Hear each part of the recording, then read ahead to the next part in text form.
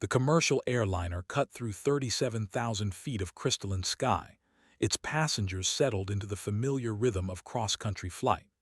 In seat 14A, a woman in her early 30s stared through the small oval window, watching wispy clouds drift past like memories she couldn't quite grasp.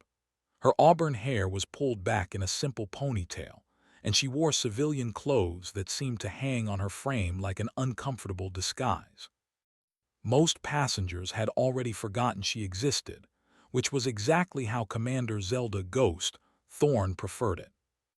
The flight attendant had offered her complimentary drinks twice, noting the faded tan lines on her wrists where a watch had once lived permanently, the unconscious way her eyes tracked every person who moved through the aisle. But Zelda declined politely, keeping her gaze fixed on the endless blue beyond the window.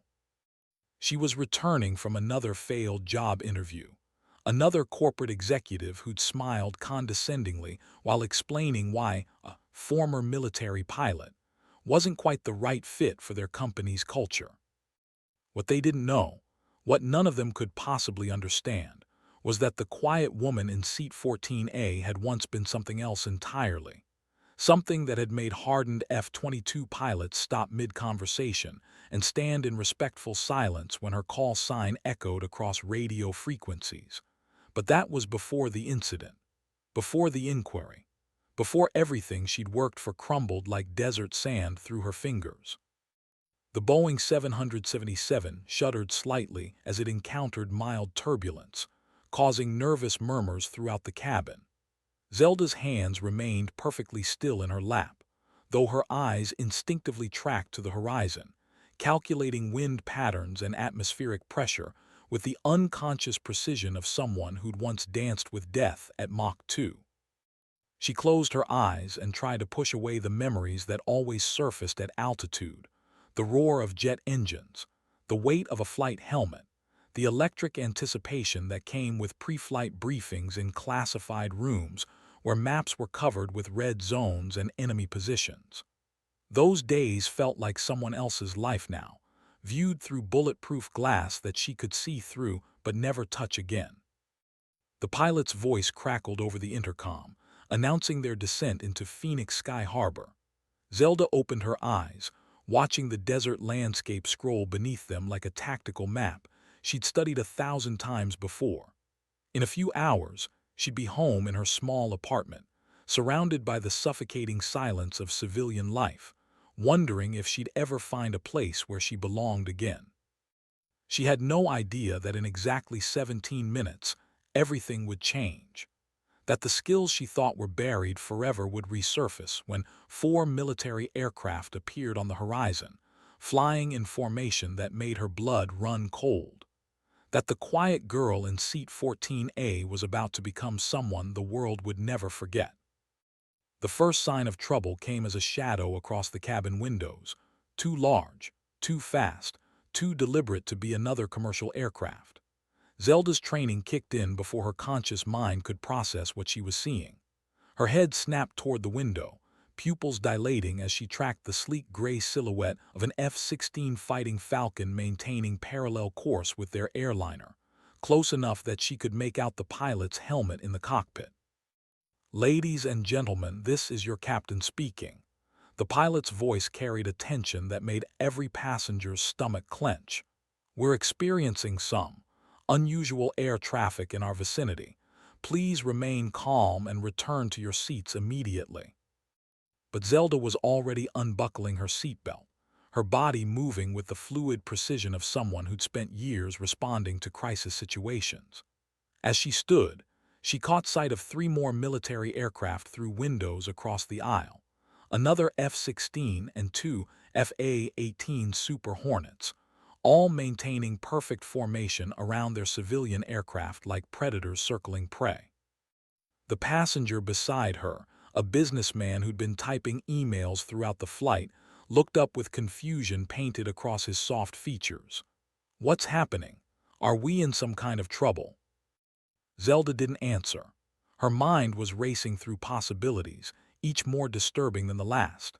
Military intercepts of civilian aircraft followed strict protocols, usually involving communication attempts, verification of flight plans, and graduated responses. But this felt different. The formation was too precise, too coordinated, like a choreographed dance she'd witnessed from the other side many times before. She moved toward the front of the aircraft, ignoring the flight attendant's protests to return to her seat. Through the cockpit door's small window, she could see both pilots hunched over their radio equipment, their faces tense with concentration and barely controlled fear. She pressed her ear to the door, straining to hear fragments of radio communication over the ambient noise of the cabin. Negative on response to hailing frequency. Maintaining current heading as instructed.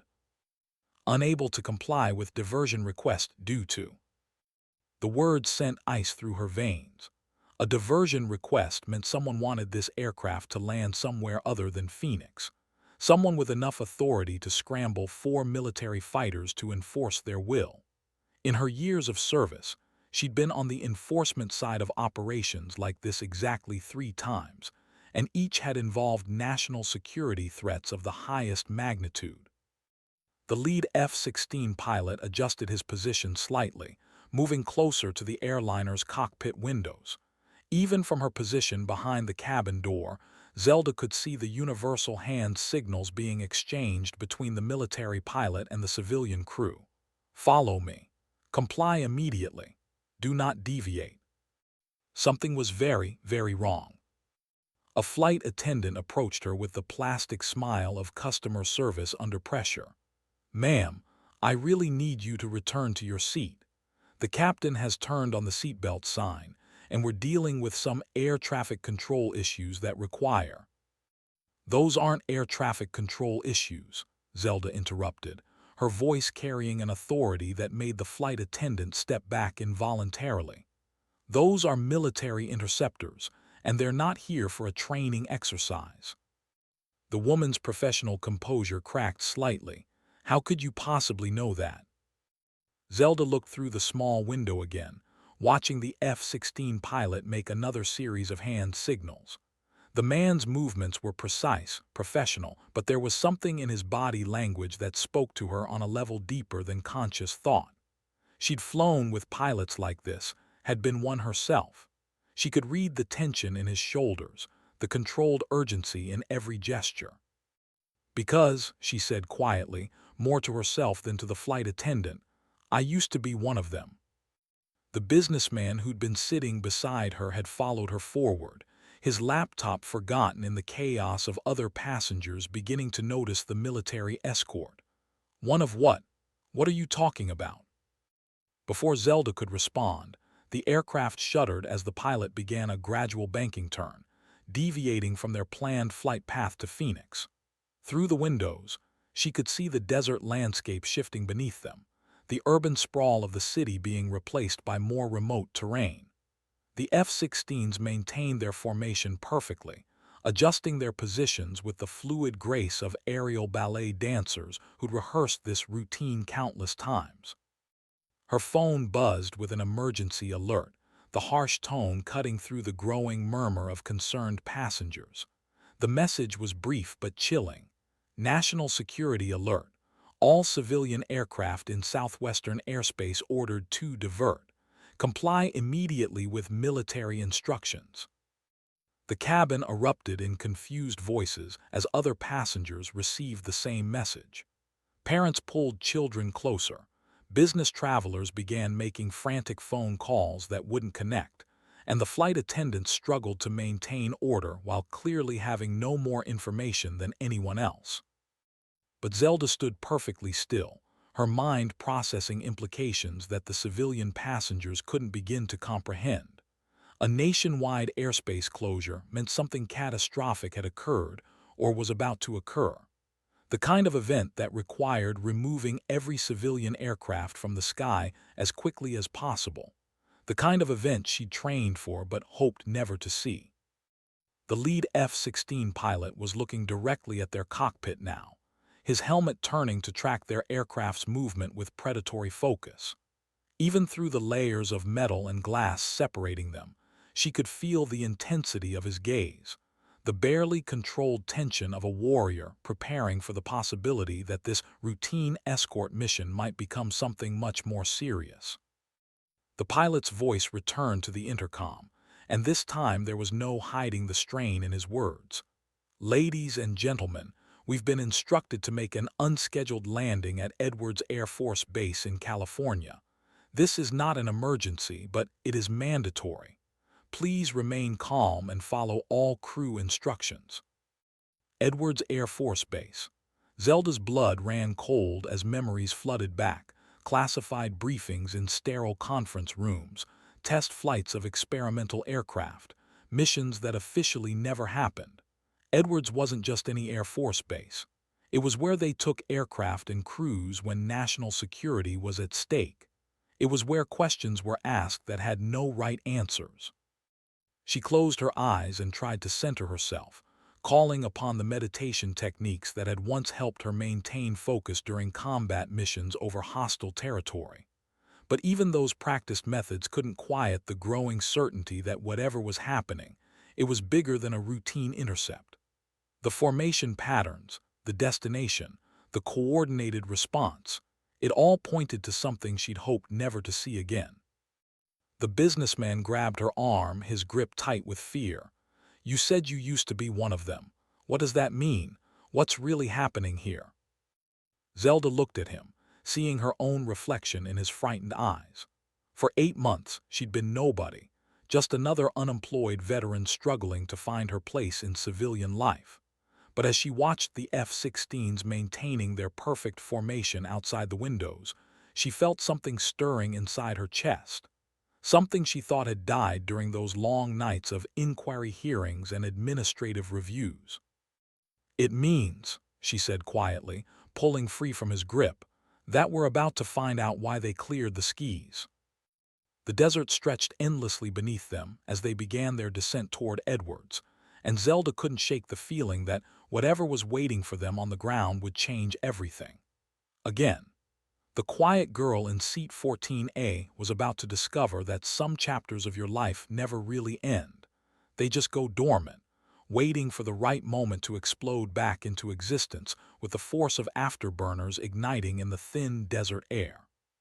She pressed her palm against the cool window, watching the military aircraft hold their positions with mechanical precision, and wondered if she was ready to become ghost again.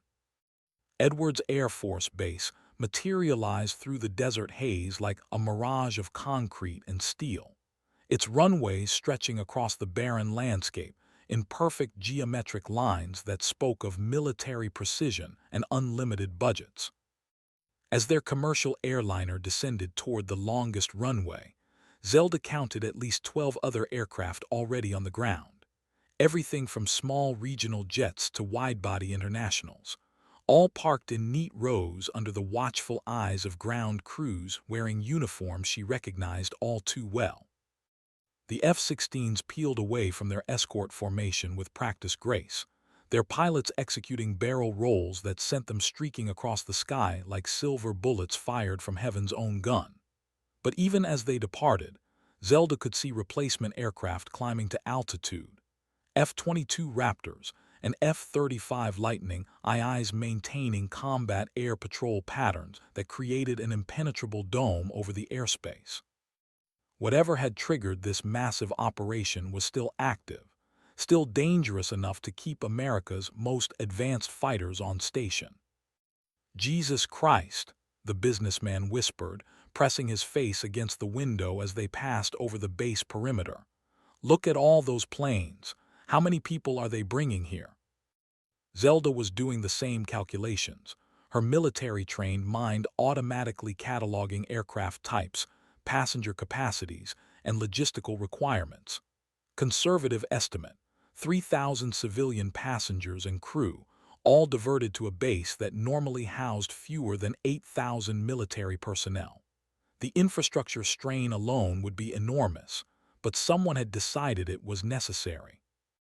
The landing was textbook perfect, their pilot bringing the Boeing 777 down with the gentleness of someone who understood they were operating under extraordinary circumstances.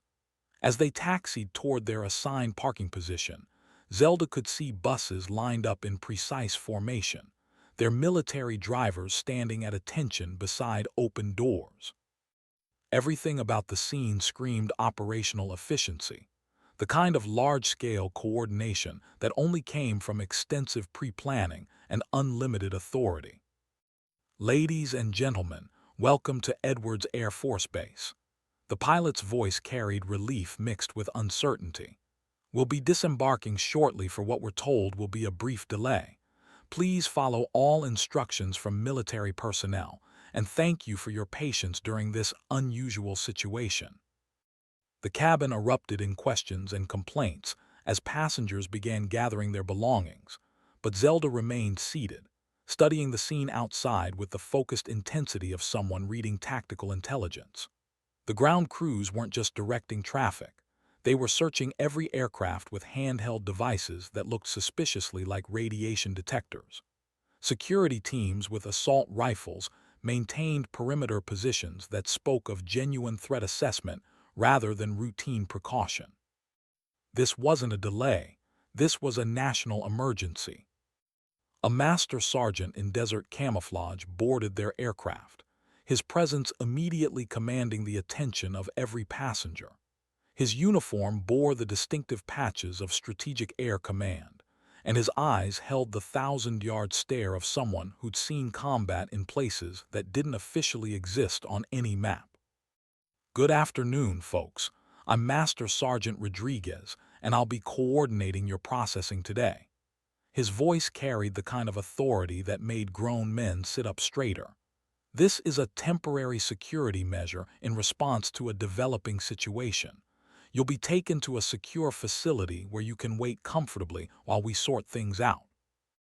A woman near the front of the cabin raised her hand like she was in elementary school. How long will we be here? I have a connecting flight to catch, and my daughter's wedding is tomorrow. Rodriguez's expression didn't change, but Zelda caught the micro-expression of someone delivering bad news with practiced ease. Ma'am, I understand your concerns, but I don't have a timeline for you right now. What I can tell you is that you're safe, you'll be well cared for, and we're working to resolve this situation as quickly as possible. What situation?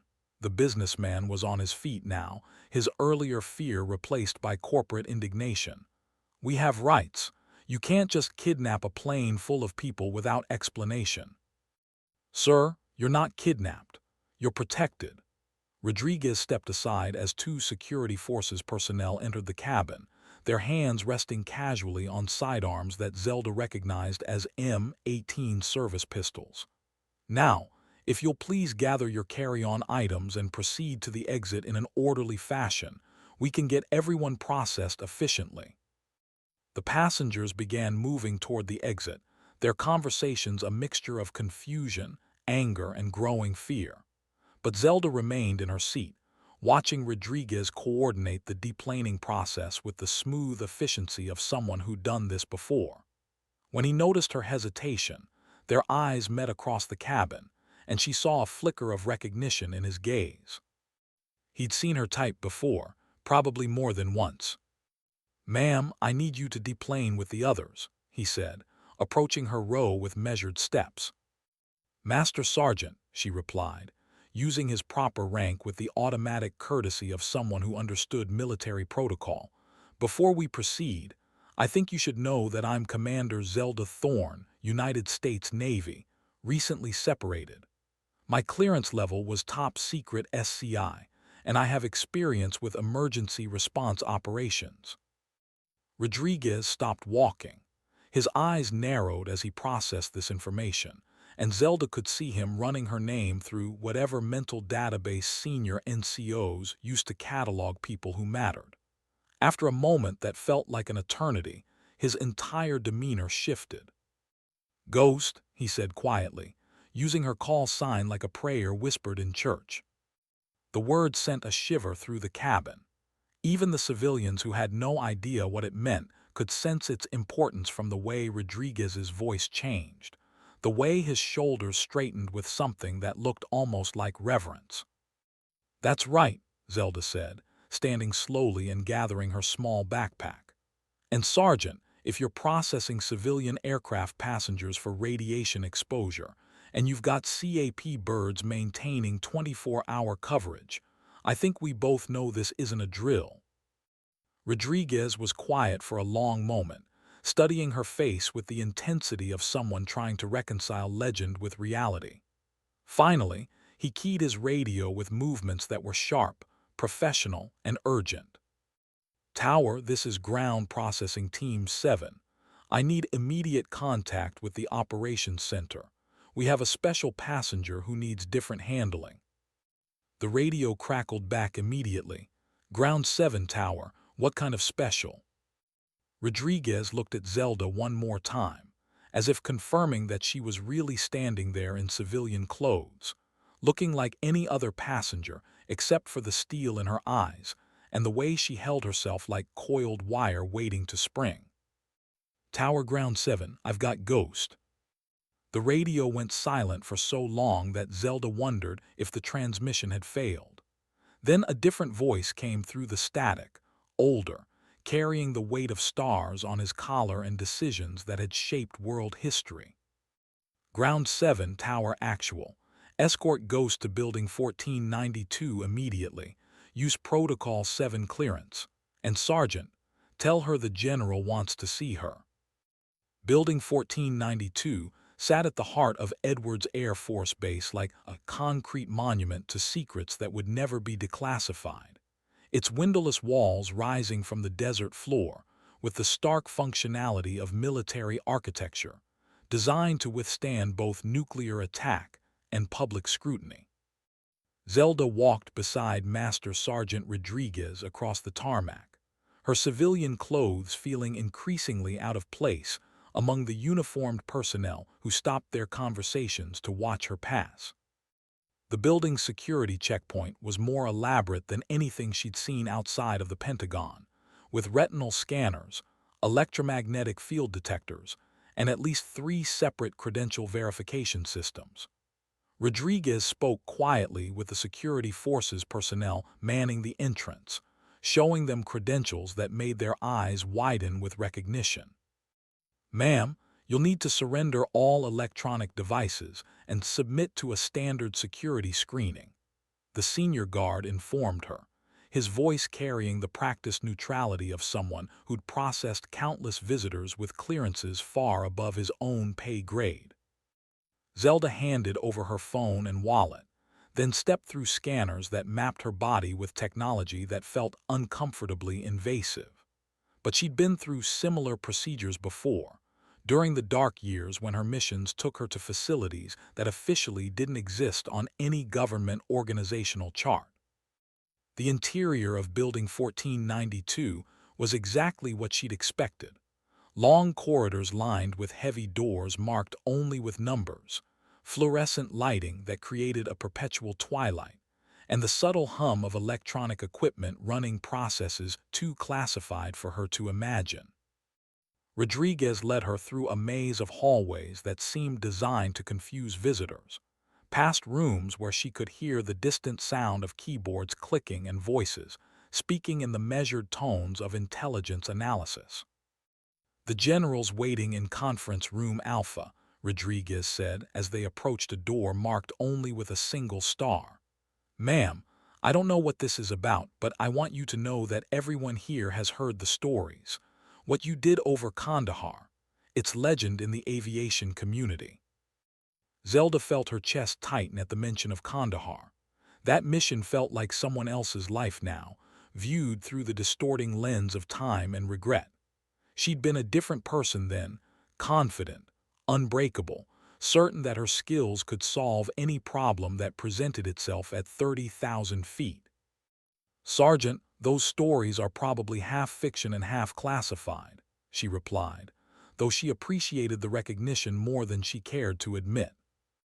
Yes, ma'am, but the half that matters is the half that brought down 3 enemy aircraft in 15 minutes and saved an entire Marine battalion from being overrun. Before she could respond, the conference room door opened, revealing a figure she recognized immediately despite the years that had passed since their last meeting. General Marcus Hammer Harrison stood 6 feet 4 inches in his service dress blues, his silver hair perfectly styled, and his chest decorated with ribbons that told the story of America's military involvement in every conflict of the past 3 decades. "Ghost," he said, extending his hand with the warmth of someone greeting an old friend rather than a subordinate. "It's been too long."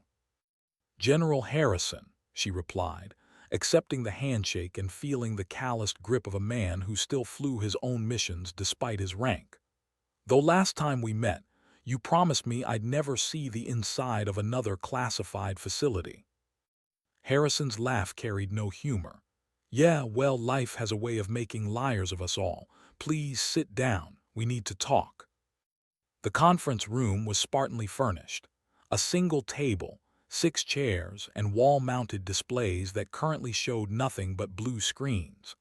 But Zelda could sense the electronic presence of recording equipment, secure communication systems, and probably real-time monitoring by intelligence personnel in adjacent rooms. "Zelda, I'm going to be direct with you because we don't have time for the usual dance," Harrison began, taking the seat across from her.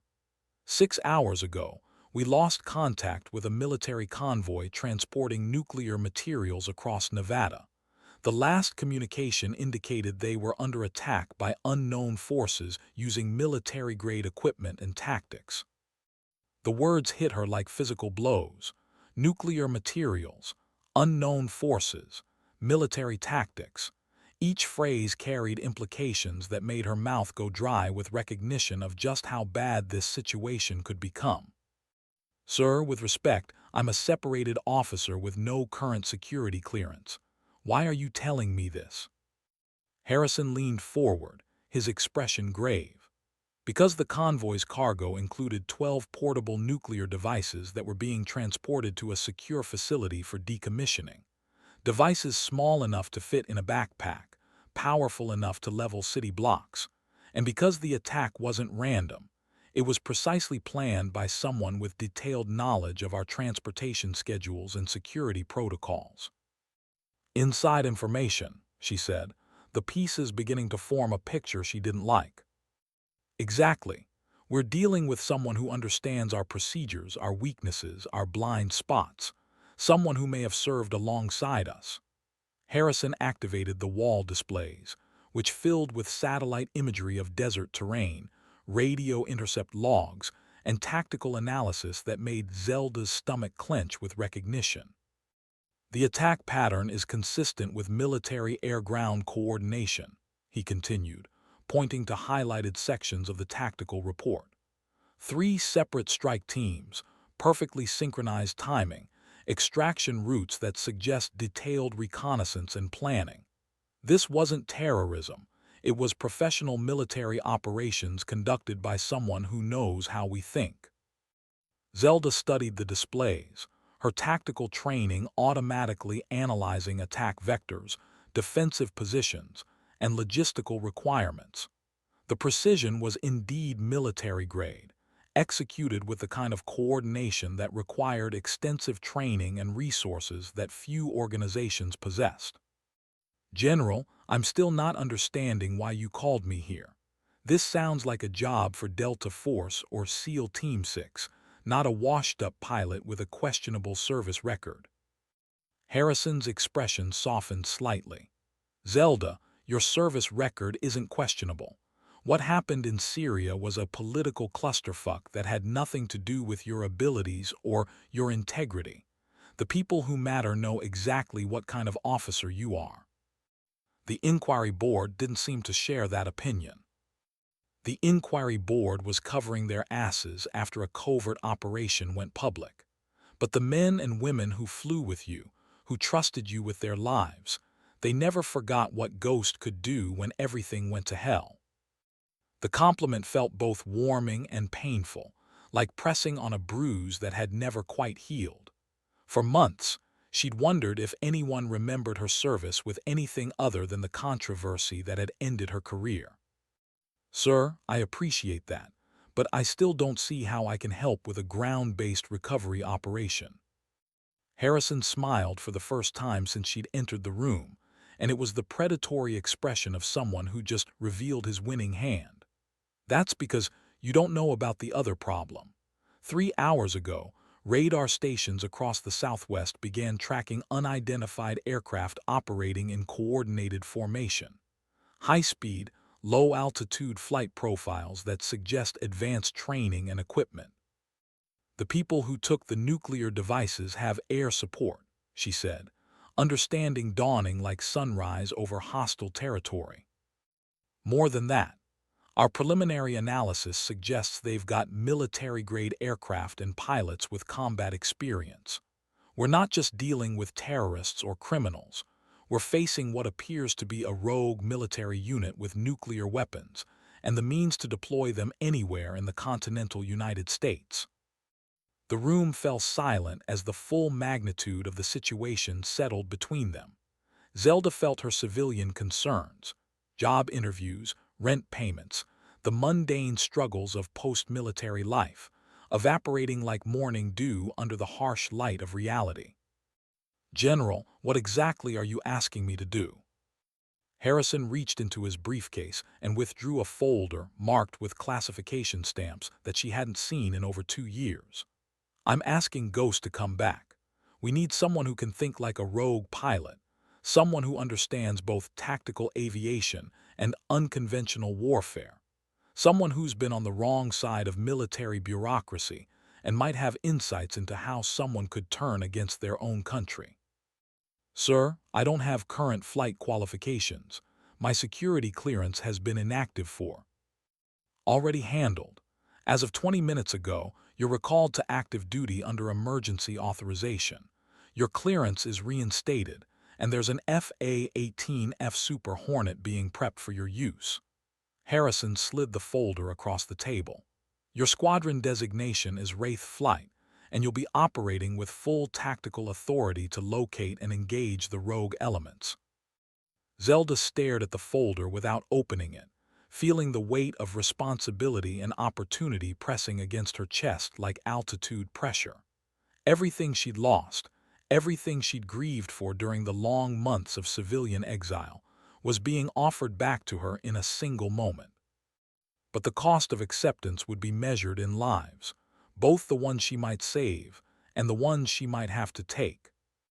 "General," she said quietly, "if I do this, if I put on the uniform again, I need your word that this won't end like Syria.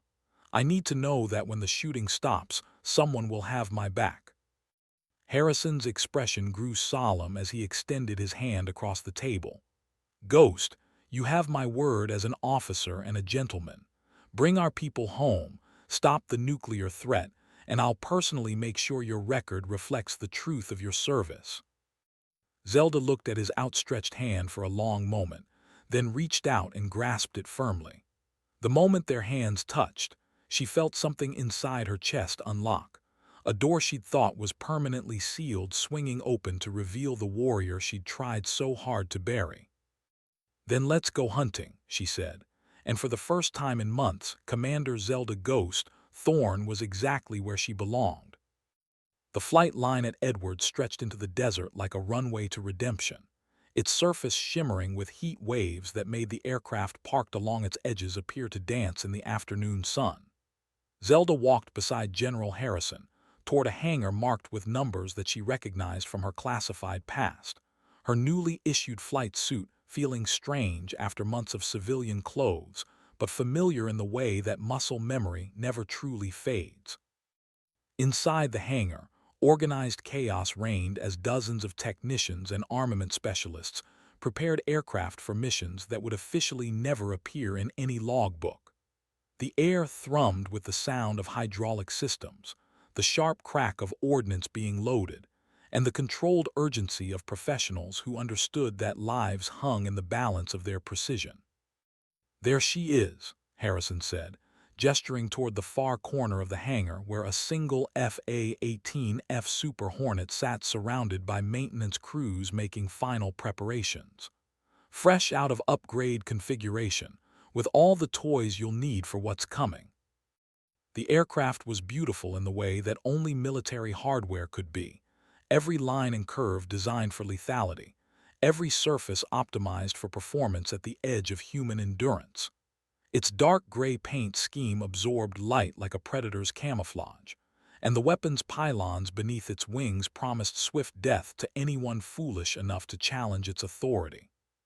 "Sir, it's been over 2 years since I've flown anything more complex than a civilian trainer," Zelda said, though her hands were already moving unconsciously through pre-flight inspection procedures. "Are you sure I'm the right choice for this?" "Zelda, some things you never forget. And from what I remember about Ghost, aerial combat was never something you had to think about. It was something you felt in your bones." A voice behind them cut through the hangar noise with the authority of someone accustomed to being heard over jet engines.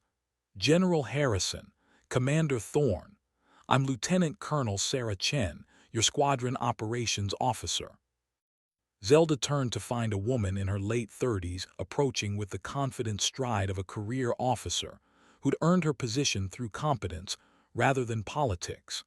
Her flight suit bore the patches of an F-35 squadron, and her eyes held the sharp focus of someone who'd seen combat and survived it. "Colonel Chen," Harrison replied, "I trust you've been briefed on the situation." "Yes, sir. We've got 6 aircraft ready for immediate deployment, with full ordnance loads and extended range capabilities.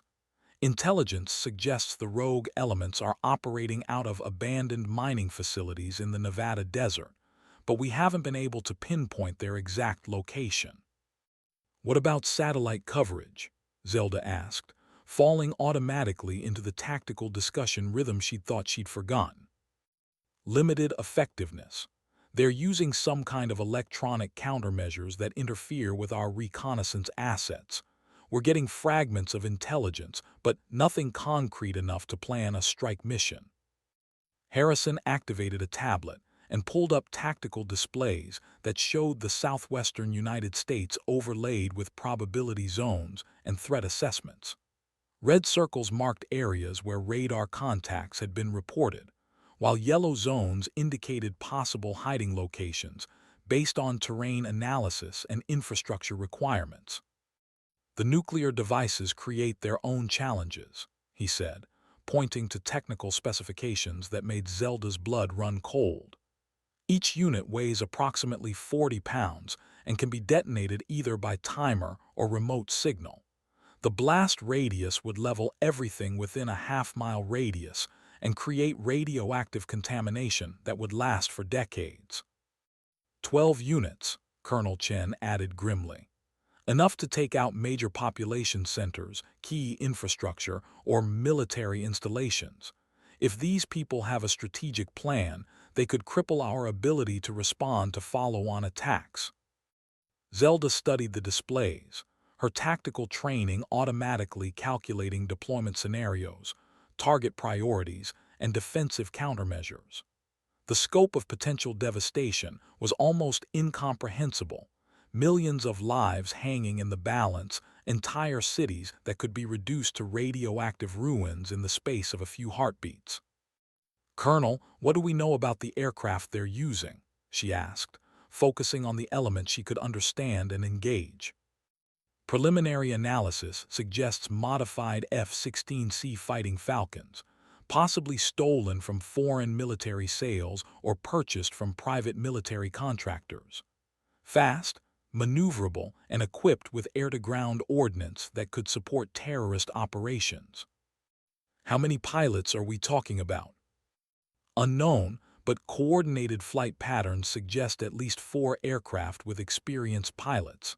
Someone who knows our tactics, our formations, our standard operating procedures." The implication sent a chill down Zelda's spine. Rogue military pilots with nuclear weapons represented a threat that conventional law enforcement couldn't handle. This was warfare in the truest sense, conducted by people who understood exactly how much damage they could inflict. A master sergeant approached their group with the measured stride of someone carrying important information. "General, Colonel, Commander, We've got fresh intelligence from NSA intercepts. Radio chatter suggests the rogue elements are planning to move the nuclear devices within the next 12 hours. Move them where? Harrison demanded. Unknown, sir, but the traffic analysis suggests coordination with ground teams in multiple locations. This might not be a single target operation. They could be planning simultaneous attacks. The hangar seemed to grow quiet around them as the full magnitude of the threat crystallized into actionable intelligence. Zelda felt her pulse quicken with the familiar pre-mission adrenaline that had once been as natural as breathing. "General," she said, her voice carrying the tone of command that had once led squadron mates into combat zones, "if we're going to intercept them before they reach their targets, we need to move now. Every minute we delay gives them more time to disperse and make our job exponentially harder." Harrison nodded grimly. "Agreed. Colonel Chen, what's our readiness status?" "All aircraft fueled and armed, sir. Flight crews are standing by for immediate launch. We can have the entire squadron airborne in 15 minutes. "Then let's do it." Harrison turned to Zelda with an expression that mixed respect with grave concern. "Ghost, you'll be flight lead for this operation. Your call sign and tactical designation are active as of right now. Bring our people home." Zelda accepted her flight helmet from a technician, feeling its familiar weight settle onto her shoulders like the mantle of responsibility she'd thought she'd never carry again. As she walked toward her aircraft, she could hear the distinctive whine of jet engines spinning up across the flight line, the sound of America's most advanced fighting machines preparing to hunt enemies who had dared to threaten the homeland. The quiet girl in seat 14A was gone forever. In her place stood Commander Zelda "Ghost" Thorne, and she had a job to finish. The pre-flight briefing room buzzed with controlled tension as Zelda stood before a wall-mounted display showing satellite imagery of the Nevada desert. Her squadron pilots arranged in seats before her, with the focused attention of warriors preparing for battle. The faces looking back at her represented some of the finest military aviators in the world, men and women who'd earned their positions through years of training, combat experience, and the kind of dedication that made normal civilian life seem pale and insufficient. "Good afternoon, Wraith Flight," she began, her voice carrying the authority that had once made her one of the Navy's youngest squadron commanders. "I'm Commander Thorne, call sign Ghost, and I'll be your flight lead for this operation. I know some of you have questions about my background and qualifications, but right now all that matters is the mission."